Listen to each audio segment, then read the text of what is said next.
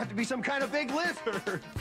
The Skraby Show starts now on 97.3 The Fan. Hello and welcome into the Skraby Show for Wednesday, May 8th. Thank you so much for joining me. If you want to watch the show, you can. You can just go to YouTube and search 97.3 The Fan.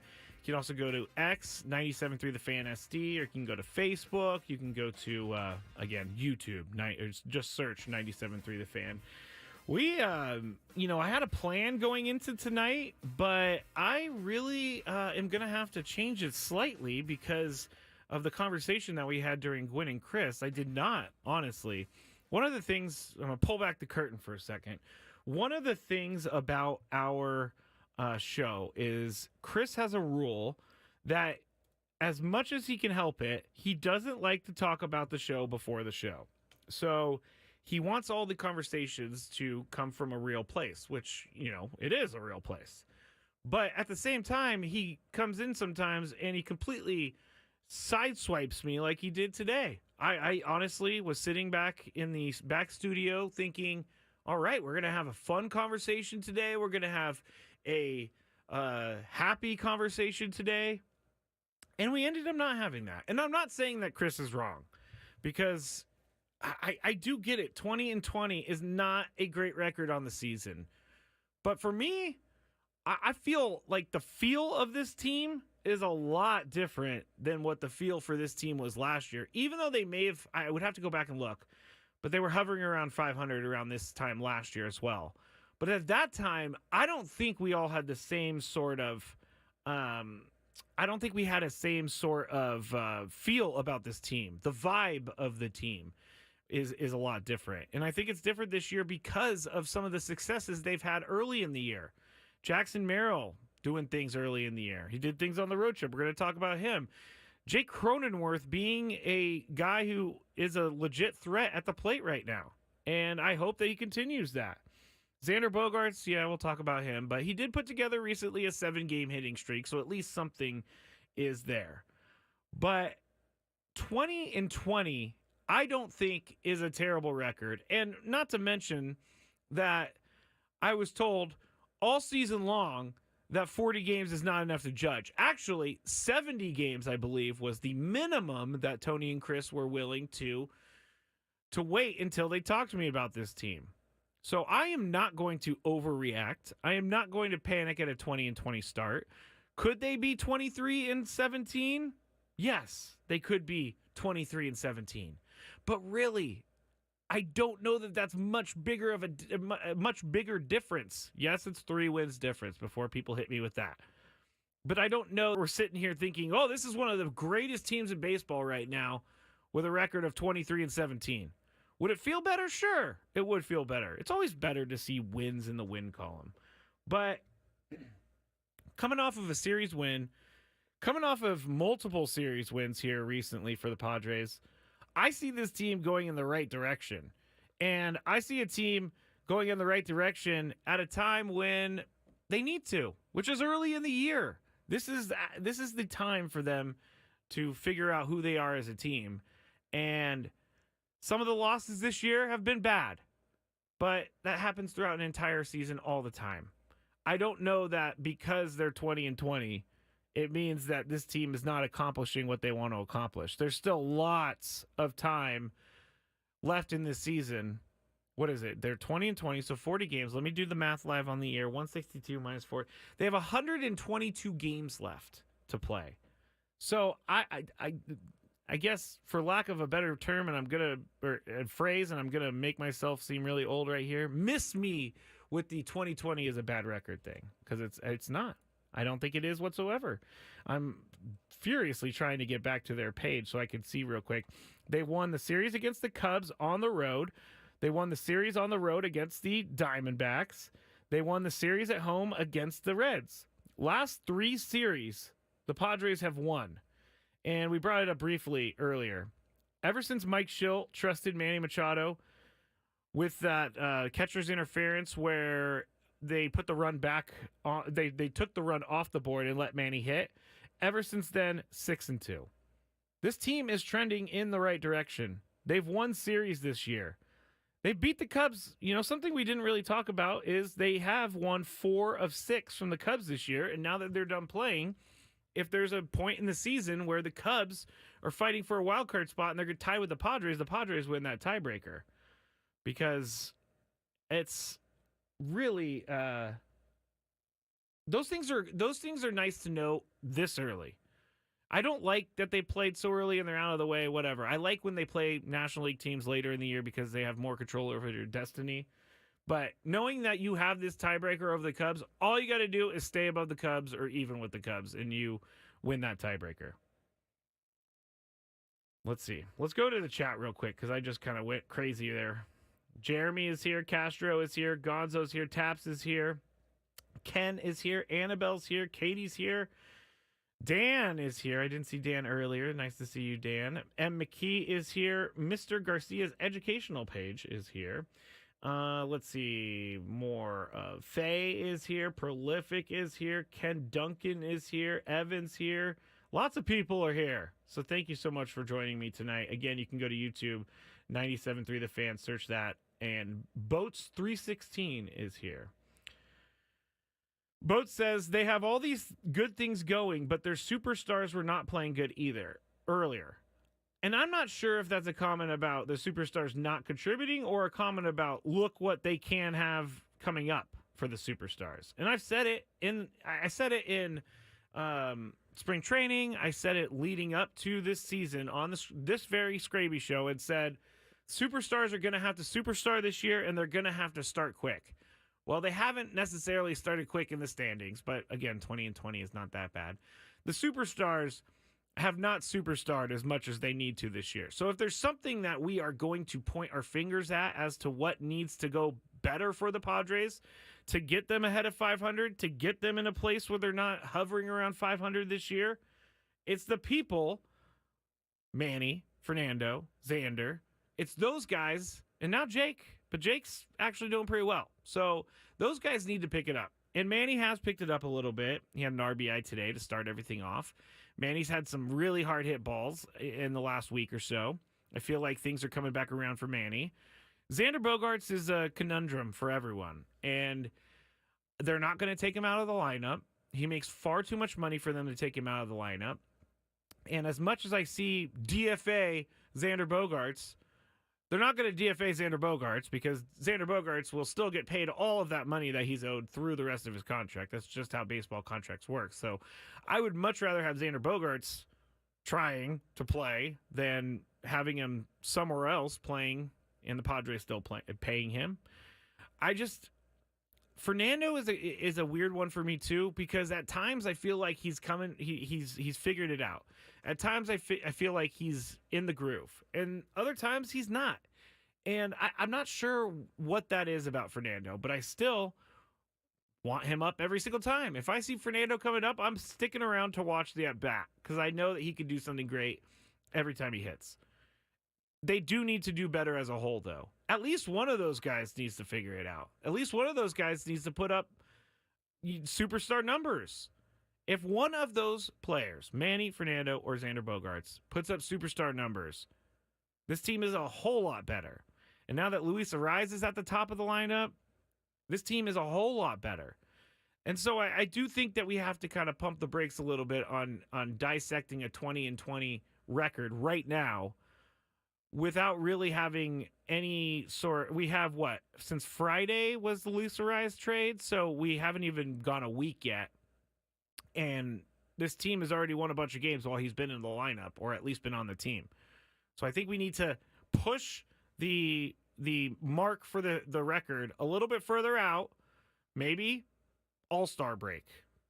Because I've been told it does not matter until you get to the All-Star break. But I do get it. I mean, yeah, I would want the Padres to rack up wins now, but I'm not going to be worried that the Padres aren't racking up wins right now.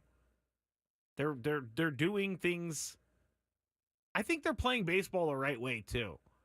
And I know that a lot of other people agree with me about this. They're doing the little things that are helping them get runs in. They're doing the little things that are helping them win games. And I know that that's been a complaint for years. Why aren't we doing the little things to win games? Well, now they are.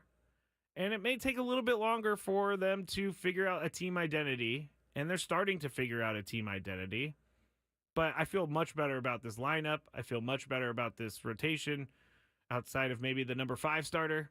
But going forward, I'm not worried whatsoever. I am not worried. Let's see. Go to the chat real quick. Ken says, Mr. Preller has done great, but you can't assume pitching will stay healthy. Seems like we hit, but pitching isn't a done deal, then vice versa.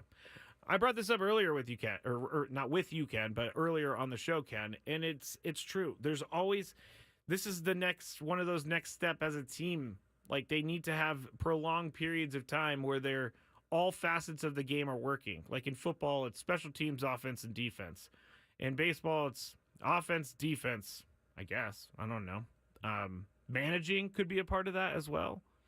But they need to make sure that they're able to get all of those facets of the game working in unison together. Because today's a bad example because Dylan Cease only gave up 1 hit and he was great. He struck out 12, went 7 innings. Last night pitching kept the offense in there. Last night might be a bad example too because Imanaga was on the mound. I think you all get what I'm saying though. At certain points, you have the team that hits a lot, but the pitching's bad. So they have to score 10 runs to win the game. Or you have the team that has good pitching and they can't hit. So then the pitching holds the team to 1 run and the Padres can't score any runs.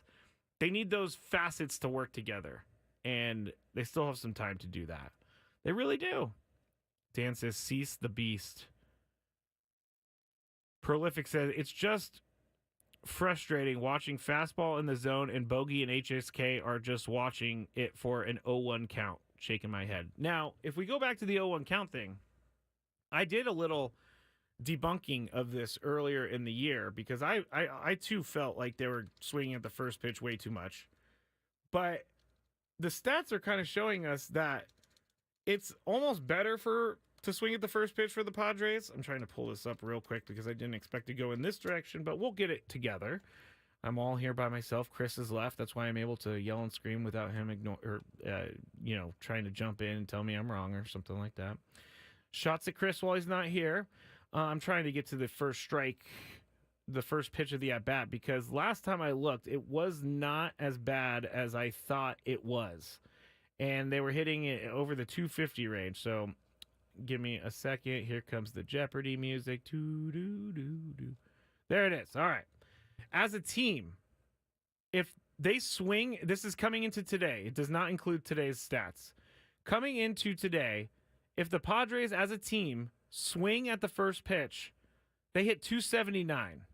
And they've hit 16 home runs, 86 RBIs, 14 walks, struck out 75 times in 39 games. Again, does not include today. If they took the first pitch, they're hitting 251, and they walk a lot more, but their OPS is exactly the same. Slugging.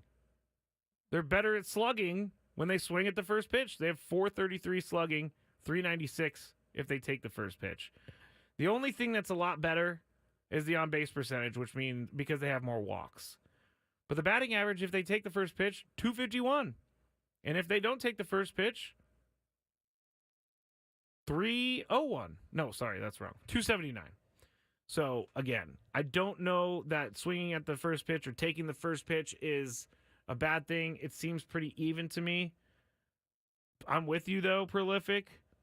I'm really with you, though, because it's sometimes when I see them taking those pitches, I think the same. What are they looking at that I'm not seeing? Well, first off, I'm not in the box there seeing a 95-mile-an-hour fastball. But maybe there was some sort of plan. I don't know.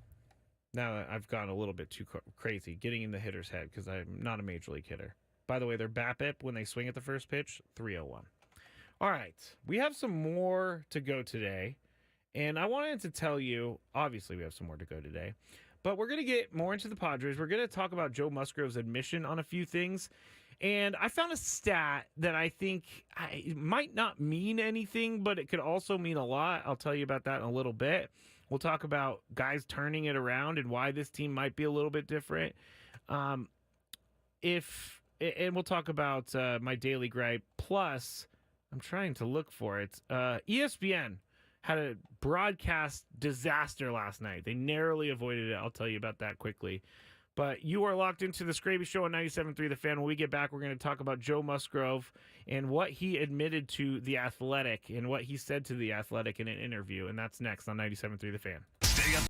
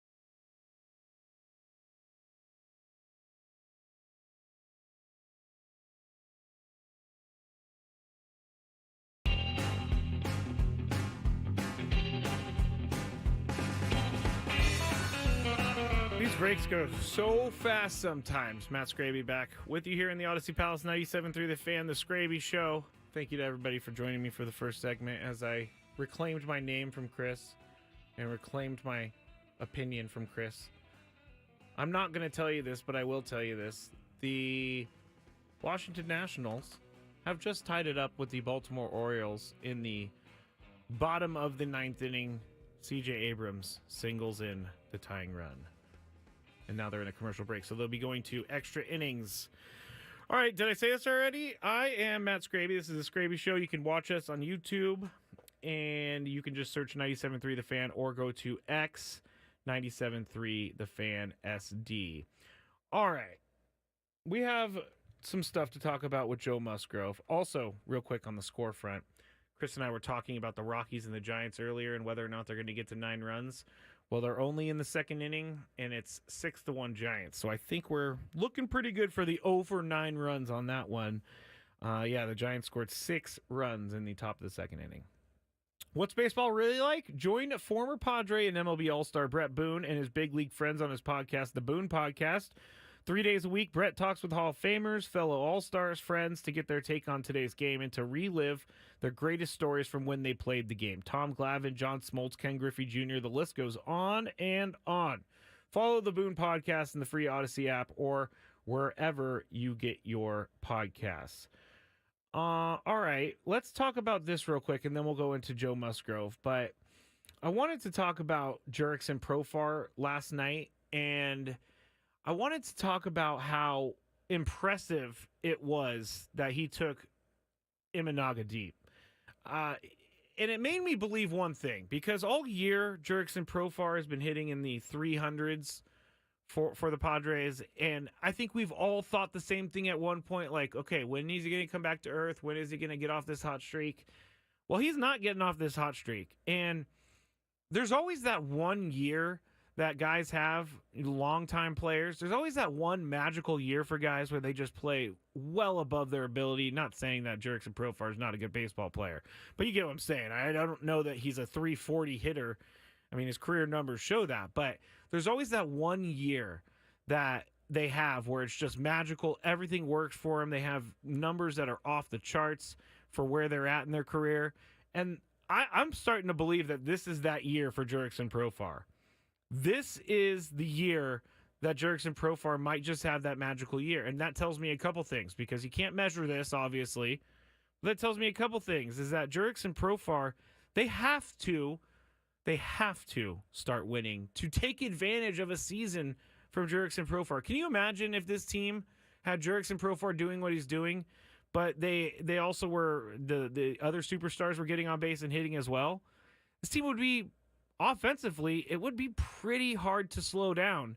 And I know that because currently, without the superstars doing anything in the lineup, the Padres are at the top of all the hitting ranks in Major League Baseball when you look at the team aspect of the stats. I just really think that if we're going to see a year like this from Jurickson Profar, then the Padres absolutely have to do something with it, because you just don't know that something like this will come around again.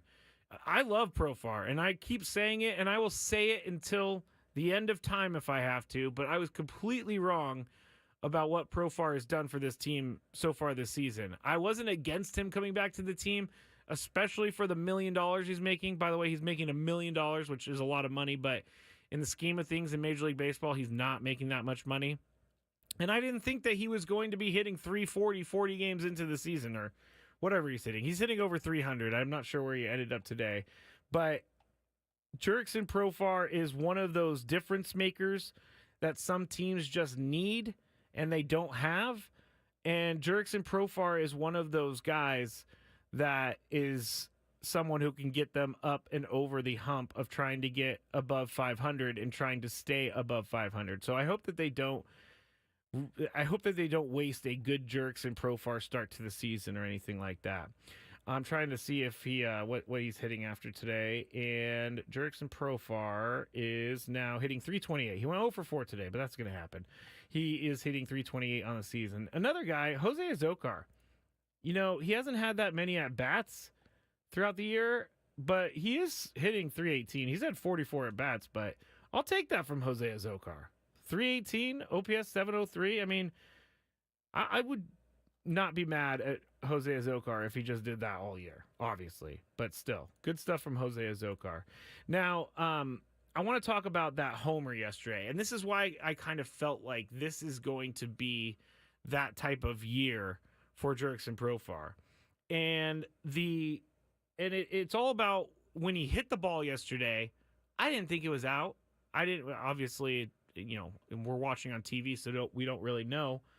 But that homer tells me why this could be his year. A splitter below the strike zone, 84 miles an hour. Profar goes down and gets it and somehow hits it out of the park at 103 miles an hour. This is all just absolutely incredible stuff from Jurickson Profar. I sounded like a former president there. Absolutely incredible stuff.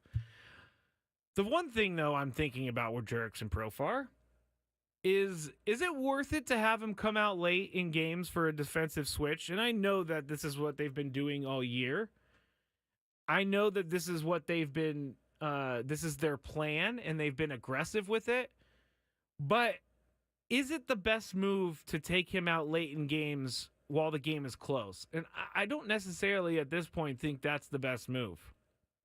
And I think that he's shown that he could play good left field. He's shown that obviously you need his bat in the lineup. So I don't know if they rethink this at a certain extent or a certain point in the season, but I don't know that taking him out while the game is close enough that he could impact it with his bat later in the game is the right moves. And we'll see. We'll see how they take it or how they do it going forward, but I'm not going to trust my game with Jose Azocar, even though I just got done praising Jose Azocar, which he should be praised. He's hitting over 300. But I would much rather see Jurickson Profar at the at the plate than Jose Azocar. I don't even think it's close. I don't even think there's an argument about it. And we'll see what happens with that going forward. I don't know what Mike Schilt has really said as of in relation to that. I did hear him in the press conference today talking about it, but I don't know that they're going to go away from it right now. But I would like to see that change just a little bit because last night they needed his bat and it didn't cost them the game, but at the same time, it could have helped if he was still in the game. Okay, Joe Musgrove. So if you haven't read this yet, you need to go and read it in The Athletic. But Dennis Lin put out an article titled this morning: Why the Padres' next win now move could be for another starting pitcher. And it's a very in-depth article. It has a lot going on in there. But really what I'm going to focus on, and thanks to Dennis Lin for doing all this because he's the one who got the information for us. But I want to focus on what Joe Musgrove said in this article. And it tells me a few things because I know that Joe Musgrove has been injured in the last couple years, but when he kind of laid it out for me, it did seem like, wow, that is a lot of unnecessary injury in a short amount of time.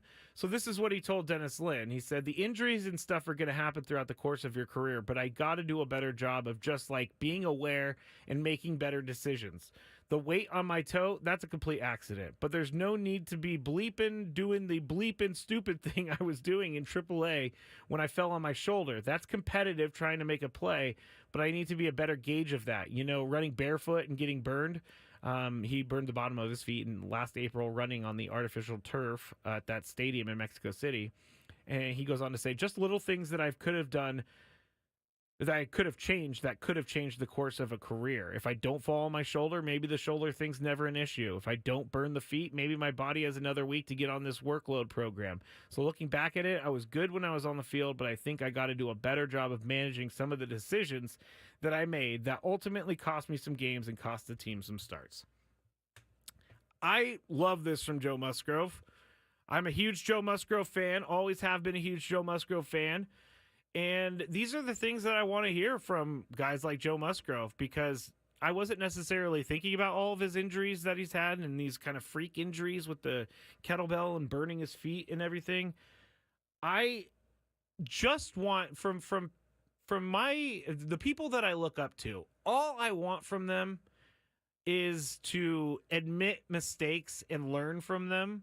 And this is exactly what Joe's doing. Like, I don't mind if you make a mistake. Like Chris and I were talking about before the end of the show.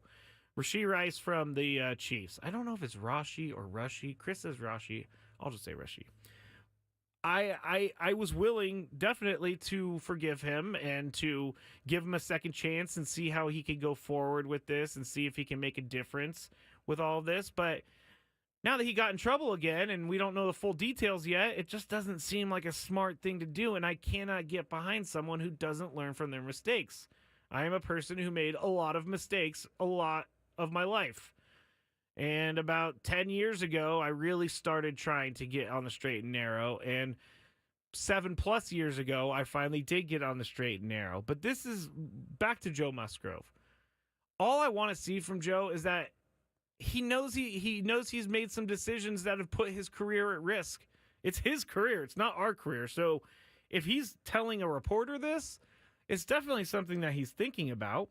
And it's true, though. It's true what he's saying. If some of those injuries don't happen, the team has him in maybe a different capacity. Last year, he couldn't pitch the rest of the season because of his shoulder injury.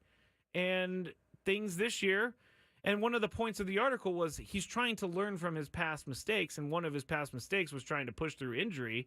And he said that he's not injured enough where he could have pitched on Tuesday if he wanted to. But going back in his Rolodex of his career, he thought maybe it is best for me and best for the team to go on the 15-day IL, get healthy, and try to get back for this rotation. It's much more important for me to take the time now to get healthy than it would be later in the year, because later in the year when they need you and you're on the IL, it's not going to help anyone. So I appreciate Joe Musgrove in that regard, that he's able to be honest with all of us and himself. And he's able to make the necessary changes to make his career what he wants it to be. And if you haven't read this whole Dennis Lin article on The Athletic, you should. And I don't put it past AJ not to trade for another pitcher. Who knows what's going to happen? Who knows what is going to happen? The chat has been going crazy. I haven't been able to. Annabelle says, well, stop doing those behaviors. Yes. That is absolutely true. He is someone who needs to stop doing those behaviors, but he's realized that. Patrick and Annie, Musgrove is the man. He's very cerebral, man. I believe in him. I believe in him, too. The Beef said Joe's honesty is very refreshing. I agree with that. It is refreshing. And McKee, that's how you take accountability. That is a good point. Prolific also makes a good point. That means his shoulder is still messed up. We don't actually know that, Prolific. He said he could have pitched today if he wanted to. And so thank you to everybody for commenting. All right. Joe Musgrove, if you don't believe in him, I don't know who you could believe in, honestly. Because everything that's come out of Joe's mouth has been truth. He's always been an upfront, stand-up guy. And I appreciate that. I'm trying to think if I should go in this other part of it, but I'm gonna let everybody read the article on The Athletic. Give Dennis Lin some clicks, please, because he deserves it. He just basically says throughout the article that if he doesn't have all these small injuries, he could be really good, and he feels comfortable pitching at 80% capacity. And sometimes as a major league pitcher, you have to pitch at 80% capacity, but go in and check that out, that article on The Athletic from Dennis Lin, and you'll read a lot more. When we get back, I'm going to tell you about that stat I don't really know means anything, but it might mean something. And I'm going to tell you about some of the guys that have turned it around a little bit this year and why I feel like this team is a lot different. And if we have time, I'll tell you about what ESPN did and avoided broadcasting disaster. So all of that is up next. This is the Skraby Show on 97.3 The Fan.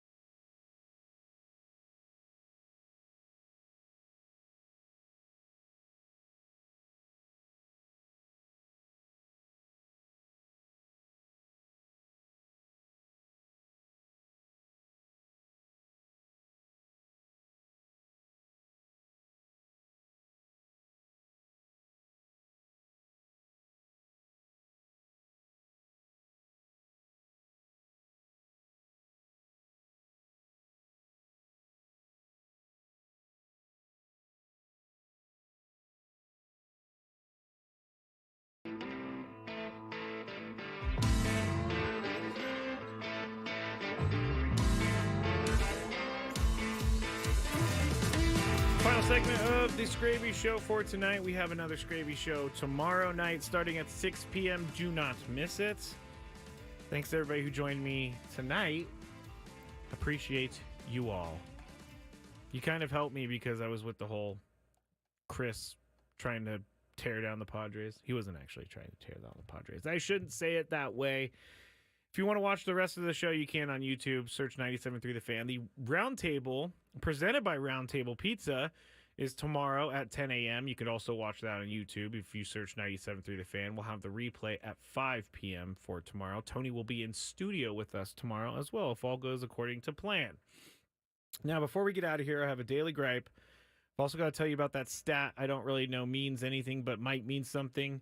And also, I want to talk about some of the guys and turning it around and how they're not going into prolonged slumps. Maybe I'll push that till tomorrow. We'll see. We'll see. But I want to start with some of the chats that I have saved over here because we've had some good chats so far today. Let's see. Faye says, in my mind, Cease got the Padres' second no-hitter, and of course, the hit came from the Padres' killer. With the eye roll emoji. Yan Gomes is the Padres killer. He really has killed the Padres. I gotta say, he really has. It's annoying how often Yan Gomes is on base when he faces the Padres. Dan says, Skraby second-guessing Schilt, not good vibes. I'm not second-guessing Schilt about the whole Jerks and Profar being removed for defense, but I don't know. I don't know that it needs to happen every time. Jerks and Profar's bat is really good. It's the best bat on the team right now. And you're taking it out for defense? I don't know. I'm not second-guessing him, though, I promise. The Beef says, hey, Skraby, are you going to any games this weekend? Going to the Friday game, hoping King has a better outing than last time I went versus the Phillies. Worried about him giving up the long ball. I think we all are, Beef. I think we all are. But the one thing about Michael King is that he shows you at times, he shows you that he's a good pitcher. I mean, he is a good pitcher. He just needs to figure out the consistency. And I don't necessarily know his full history with the Yankees, but I don't know that he was a full-time starter there. So maybe being a full-time starter here is something to get used to as well. I also, Donovan says, I'm not second-guessing him, but I'm second-guessing him. Okay, fine. I guess I kind of second-guess Mike Schilt, but he knows way more baseball than, as they say, I'll forget. So is that what they say? I'm just going to keep moving on. I was going so good, and then I ended up trying to do some old adage, but Mike Schilt knows what he's doing, but I don't want to see Profar come out. All right, I forgot where I was going with that. Oh, games. Michael King. I think a home game for Michael King will be a good thing for Michael King against the Dodgers. And am I going to any games this weekend? If I do go to any games this weekend, I'll probably be trying to get to the Friday game. I'm not sure if I'm going to be able to make it down. But I guess I don't want to say this, but I do want to say this. But I want to see what Tyler Glasnow looks like in person because everybody talks about how incredible he is. Jeremy says, I hate going to the Dodger games at Petco. Fans are so rude there, and they try to take over the place. Thank you, Caveman. He's forgotten more baseball than I know. That's what I was trying to say. Jeremy, yes, everybody be on their best behavior this weekend, please. Everybody, don't drink too much. I mean, go have beers, go have fun, but don't get in fights, please. I don't want to see Petco Park all over that. I don't know what the Twitter account is actually called, but it's like stadium fights or something. I don't want to see Petco all over that place. I really don't. All right, the stat that I'm going to tell you about that I don't really know means anything, but it might mean something is this. And I noticed this last year, and I said it last year, but no, Chris didn't give me credit. Tony didn't give me credit. This year, though, I feel like, not all the time, but I do notice a trend that when the Padres score, they end up giving runs right back in the next half inning. So I went through every game except for today's game, because obviously hadn't happened yet this morning. So I went through every single game, and I looked for half innings where the Padres scored at least a run, and then I look for the next immediate half inning to see if they gave those runs right back. So in 39 games this year, they've scored first, they've scored 69 runs. I'm first as in the same inning. I'm not explaining this very well, but let me start this over. When they've scored 69 runs, and then throughout the year, the very next at bat for the opposing team, they've given up 62 runs. So that's a 7-run scoring advantage. And again, I don't really know what this means. It might not mean anything. It might mean something, but it's kind of demoralizing for me as a fan to sit there and watch the Padres score, and especially in the times of the season where the Padres are having trouble scoring runs, and any run is just exciting for the Padres. But when they score and then they give the runs right back, I feel like that, and there's no way to measure this, but I feel like that kind of crushes their mojo a little bit. It obviously hasn't really hurt them too bad this year because they have scored 7 more runs that they've given up.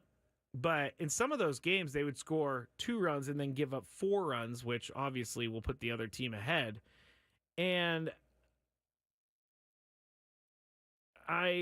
sorry, I'm reading the chat, and I'm not sure if they're talking about the 80% of me or something else, but it's really, it's not troublesome, but it's something to keep your eye on. See if they lock it down after they score in innings. I don't know. I don't know that I've seen this anywhere else. Oh, the Orioles scored 5-3 now in the top of the 11th inning. So if I'm still around, I won't be 6 minutes from now. I'll be alive, but I won't be around to tell you what happens. Harvey giving up the runs. I didn't do a very good job of explaining that stat, but I tried my best. Again, I don't really think it means anything. All right, to the things that happened last night on TV. Let's go to the ESPN one real quick because there was a tied playoff game last night in the third period, and it was an NHL game. They were 3-3. The Rangers were playing the Hurricanes, and so the live ESPN feed is showing this game with very little time remaining in the game. There's less than a minute to go in this game between the Rangers and the Hurricanes. And here's what it sounds like. It's kind of hard to hear, but here's the first game, and this is what happened nationally. This is the scene, and so with a minute left to go, they switched to a new game, and they switched to the intros of the new game, and fans lost their mind, as they should lose their mind. It happened, and then 20 seconds later, it was switched back, but they missed a whole 22 seconds of this last minute of the game. ESPN apologizes, but that made fans absolutely lose their mind, which I don't blame them. They fixed it very quick, but no one scored or anything. Can you imagine, though, if they scored during that time that they were away and they didn't have the TV showing the score, and then all of a sudden you come back and it's like, oh, the Hurricanes scored 4-3, they're going to win the game. That's a bad mistake. And coming from a guy who makes a lot of mistakes on this board, that's a bad mistake. Even I don't know that I would make that mistake. Say that now, knock on all the wood. Now, on MLB Network last night, I'm sure you've seen this floating around the internet, but Greg Amsinger is the MLB Network studio host. I really like the guy. I think he does a really great job. But here's what he said about Yoshinobu Yamamoto and the Dodgers as Yamamoto is getting ready to pitch in the first inning. Don't take this the wrong way, but we are already a no-hitter alert. Yoshinobu Yamamoto, before he throws a single pitch tonight against the Marlins, we have a no-hitter alert. Okay. Enjoy what could be a no-hitter from Yamamoto. You know Jazz swing your first pitch. Right here on MLB Network for Harold. See why I'm Greg. We have a no-hitter alert. They put up the graphic Enjoy on there. this game. They're live showing on MLB Yamamoto. Boy, you crazy. They're thinking he's crazy. To establish himself No as that hitter guy. alert already without a pitch being thrown Dodgers in the looking for game. a 6th straight win and a 13th Jazz out of their Chisholm up last for the 15 Marlins. after they took the first game 6-3 last night. And here Yamamoto throws Yamamoto it. comes home and off we go. And the aggressive Marlins get a first pitch swing and a high fly ball and a home run for Jazz Chisholm on the first pitch. So literally, he jinxed them into a first pitch home run. It is hilarious, I gotta say. The only thing that I'm a little upset about is how much everybody just falls all over themselves to talk about the Dodgers. Yamamoto's been good. But to say he has a no-hitter alert going into the game before he's even thrown a pitch is kind of ridiculous. And I know he was just joking. But still, kind of ridiculous. All right, I think I got everything in today. I'm going to do the guys turning it around and what they've done in, after a mini slump. I'll do that tomorrow, hopefully. And, yeah. So let's go and finish up the day with one of my favorite segments. What's annoying Skraby today? Let's find out. It's time for the Daily Gripe. Thank you, Trevor, about the stat that I was giving. I think that's a very interesting stat. It explains quite a bit why we're just a 500 team. It does. You put up runs on the board and you give them right back. Not winning baseball at all. All right. My daily gripe is something that I brought up to Tony the other day, and he agreed with me, even though Tony is a user of this certain product. And here it is. I'm just going to present it. When Teslas pull up to a gas pump, park their car, and go inside to get coffee or soda or food or whatever it is in the convenience store. Not a fan of Teslas pulling into. So I saw this. This is why I brought it up with Tony, and he completely agrees with me. Number one, if you're not familiar with a Tesla, where have you been? But number two, it doesn't have any gas in it because it's all electric. And so I pulled up to this gas station needing to get gas. No spots were open. Some Tesla comes and swoops a spot, gets out, and goes inside, gets their stuff, gets in their car, and leaves. A gas pump, people, is not a parking spot. Not at all. So annoyed by this. I almost said something to that person. I really did, because then I had to wait, find another gas pump around the corner. You know how sometimes when you get to a gas station and all the pumps are being used, and then there's like 6 cars waiting, and as soon as someone leaves, all of those cars go try to mob and try to find the same exact, or try to get that pump before anybody else does? It's just ridiculous. Annabelle says, one of many reasons Tesla drivers are the absolute worst. Dominic says, should have ran into it. Dan says, or Prolific says, get a real car. M. McKee, valid gripe, so entitled. Someone says they have Tesla stock and it better start producing. That's what everybody's saying right now. Oh, M. McKee said saw a Cybertruck with faux bullet holes on it. Ugh, that is gross. I gotta say, full bullet holes? Those Tesla trucks are not good. I'm sorry if you own one. But I cannot see the appeal in having a Tesla truck. I really don't know how anyone could drive this around. It looks like when I did the Pinewood Derby back in the day. It looks like that. It looks like one of those cars, a little Pinewood Derby car. Anyway, that's it for the Skraby Show. I'll be back with you tomorrow at 2 p.m. and then Skraby Show at 6 p.m. Have a good night, everybody. Crack of the bat.